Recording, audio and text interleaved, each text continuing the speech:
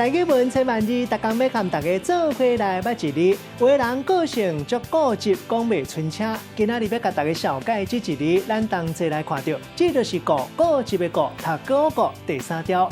古早第一字典解说固的意思，就是四面探头目，也就是足坚定的意思。真坚定、真坚固咧保守一件代志，咱讲是固守。另外讲一个人意志真坚定，甲人的好意失掉，就是固实。有一定的形甲体质的物体，咱讲是固体。颠倒变的词就是液体。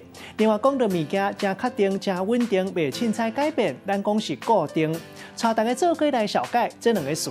头一个读做固执，这是形容一个人个性真坚持，袂晓变通，嘛袂听别人的意见，袂轻易来改变。